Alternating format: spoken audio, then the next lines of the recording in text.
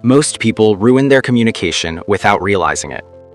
They speak more than they should, explain when they don't need to, and react when silence would have given them control. In this video, I'll show you how high-value people communicate calmly, directly, and intentionally. And if you miss the last part, you'll keep making one mistake that silently lowers how people see you, no matter how confident you think you sound. There are 3 ways people usually communicate in this world. The first way is reactive communication. These people speak from emotion. They explain too much, defend too quickly, and say things they later regret. Their words are driven by how they feel in the moment. The second way is aggressive communication. These people speak to dominate. They interrupt, intimidate, and try to win every interaction. Their words are loud, forceful, and often unnecessary. The third way is intentional communication. This is how high-value people communicate. High-value people are not loud, they are not rushed, and they are not trying to impress anyone. Their words are chosen, not spilled. Their tone is calm, their message is clear, and their presence carries weight. If you pay close attention to people who are respected, trusted, and taken seriously, you will notice something important. They speak less than most, but when they do speak, people listen. In this lesson, I will explain how high-value people communicate, why it works, and how you can apply it in your daily life without changing who you are or pretending to be someone else. But before we get into practical application, you need to understand a simple principle about human perception. Let's play a quick mental exercise. Imagine a completely white wall with a single black mark in the center. What do you notice first? Not the white space. Your attention goes straight to the black mark. Now imagine a completely black wall with a single white mark. Again, your attention goes straight to the exception. The human brain is wired to notice contrast, not consistency. This rule applies to communication. When someone talks all the time, their words become background noise. Even if what they say is intelligent, it loses impact through repetition. But when someone speaks selectively, their words stand out. Each sentence carries more weight because it is rare. High-value people understand this instinctively. They do not fill silence to feel comfortable. They allow space. They allow pauses. They allow other people to reveal themselves first. This is the foundation of calm communication. Calm does not mean weak. Calm means controlled. A calm person is not fighting for attention. They already assume they have it. Now let's break this down into clear principles you can actually use. The first principle is emotional neutrality. High-value people do not let their emotions leak into their words unnecessarily. This does not mean they have no emotions. It means they choose when and how those emotions are expressed. Most people communicate emotionally by default. If they feel disrespected, they react immediately. If they feel misunderstood, they over-explain. If they feel insecure, they seek validation through words. High-value people do the opposite. When something triggers them, they pause. That pause is power. It creates distance between stimulus and response. And in that distance, they choose the most effective response instead of the most emotional one. For example, if someone criticizes them unfairly, they do not rush to defend themselves.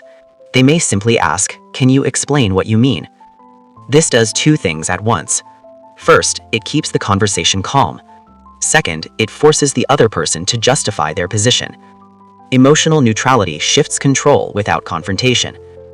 The second principle is directness. High-value people do not hide their meaning behind excessive politeness or unnecessary softness. They are respectful, but they are clear. Low-value communication sounds like this. "I'm not sure, but maybe if it's okay with you, we could possibly do this another time if that's not a problem." High-value communication sounds like this. "That doesn't work for me. Let's do it another time." Notice the difference. No apology for existing. No fear of disapproval. No attempt to manage everyone's feelings. Directness signals self-respect, and people tend to respect those who respect themselves. The third principle is intentional silence. Silence is one of the most misunderstood tools in communication. Most people are afraid of silence. They rush to fill it because silence feels awkward. But what they don't realize is that silence creates pressure, and pressure reveals truth. High-value people use silence deliberately. When someone says something disrespectful, they don't always respond immediately. They may simply look at the person and remain quiet. That silence forces the other person to sit with their words. Often, they will correct themselves without being prompted. Silence is not passive, it is active restraint. Now, let's talk about intention. High-value people never speak just to speak. Every sentence has a purpose. Before they respond, consciously or unconsciously, they ask themselves one question: what is the outcome I want from this interaction? Sometimes the goal is clarity. Sometimes it is setting a boundary. Sometimes it is gathering information. And sometimes the best outcome is saying nothing at all. Most conflicts escalate because people speak without intention. They react instead of responding. High-value people respond. This brings us to one of the most important rules of communication. You do not need to attend every argument you are invited to. Just because someone wants a reaction does not mean they deserve one. High-value people understand that attention is a currency. They do not spend it carelessly. Let's move into practical situations so you can see how this works in real life. The first situation, when someone challenges you. This could be a coworker questioning your competence, a friend testing your boundaries, or anyone trying to assert dominance.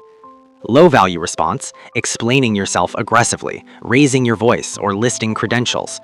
High-value response, calm acknowledgement followed by clarity. For example, I hear your concern. This is the decision I'm making. No argument, no over-justification. Confidence does not require consensus. The second situation, when someone disrespects you subtly. Not all disrespect is loud. Some of it comes in jokes, sarcasm, or dismissive comments. Most people either laugh it off to avoid conflict or explode emotionally. High-value people address it cleanly.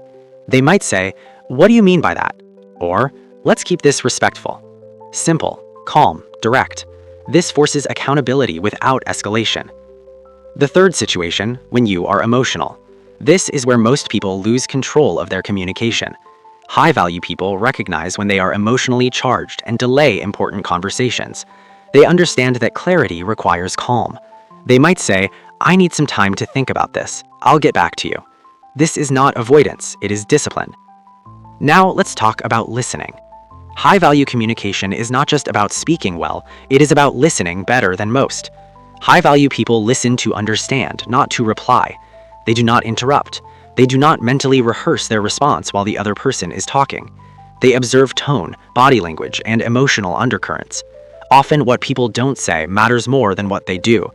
By listening fully, high-value people gather information others miss, and information is leverage. Another key trait is consistency. High-value people communicate the same way regardless of who they are talking to. They do not become timid around authority or aggressive with those they perceive as weaker. This consistency builds trust. People know where they stand with them. Unpredictable communication creates anxiety. Calm consistency creates safety and respect. Now, let's discuss boundaries. High-value people communicate boundaries early and clearly. They do not wait until they are resentful. They do not hint. They state boundaries plainly. For example, I don't respond to messages after 9 p.m. I'm not comfortable with that. I won't be participating in this. No explanation required. Boundaries do not need justification. The moment you over-explain a boundary, you invite negotiation. High-value people are not negotiating their self-respect. Let's talk about tone. Tone carries more meaning than words. You can say the right words with the wrong tone and still lose respect. High-value people keep their tone slow, steady, and measured. They do not rush. They do not speak over others. They do not raise their voice to be heard. When a calm person speaks slowly, others naturally lean in. This is subtle authority. Another important aspect is brevity. High-value people do not give long explanations unless necessary. They answer questions directly. They do not tell stories to justify decisions. Brevity communicates confidence. If you trust your decision, you don't need to sell it. Now, let's address a common misconception. Some people think high-value communication means being cold or detached. This is false. High-value people are warm when warmth is appropriate. They are empathetic when empathy is needed. The difference is that their warmth is intentional, not compulsive. They choose kindness. They do not perform it. This makes their kindness meaningful because it is not automatic. Now, let's look at communication under pressure. In stressful situations, most people either shut down or overreact. High-value people slow down. They lower their voice. They simplify their language. Stress compresses attention. Clear communication cuts through chaos. A calm voice in a tense moment becomes an anchor. People naturally follow it. This is leadership. High-value communication also involves knowing when to exit conversations. Not every discussion needs closure. Not every misunderstanding needs resolution. Sometimes the highest value move is disengagement. High-value people know when a conversation is no longer productive. They might say, "I think we see this differently. Let's leave it there." And they move on. No drama, no lingering resentment. This protects their energy. Now let's talk about intentional agreement. High-value people do not agree just to be liked, but they also do not disagree just to assert dominance. They agree when they genuinely agree, and when they disagree, they do so respectfully and clearly. For example, "I see your point. I don't share that view." This acknowledges the person without surrendering your position. Another trait is emotional economy. High-value people do not emotionally overspend. They do not vent excessively. They do not unload every thought. They share selectively. This creates mystery and preserves depth. People who reveal everything too quickly lose perceived value, not because openness is bad, but because timing matters. High-value people understand timing. Now, let's talk about one of the most powerful habits high-value people have. They are comfortable being misunderstood temporarily. Low-value communicators rush to correct perceptions. High-value people allow time to reveal truth. They know consistency speaks louder than explanation. This patience separates confidence from insecurity. Now, let's bring everything together. High-value communication is calm because it is controlled. It is direct because it is rooted in self-respect. And it is intentional because every word serves a purpose. You do not need to dominate conversations. You do not need to prove yourself. You do not need to win every exchange. When you speak less, listen more, and respond with clarity, people feel it. They may not be able to explain why, but they will sense it. This is presence. This is authority. And this is how high-value people communicate. If you start applying even a few of these principles, you will notice a shift. People will interrupt you less. They will take your words more seriously. And most importantly, you will respect yourself more. That is where real value begins. This is not about manipulation. It is about alignment. Speak when it matters. Stay calm under pressure, and let your words reflect who you are, not what you feel in the moment. That is intentional communication. And once you master it, everything else becomes easier. We'll continue in the next lesson.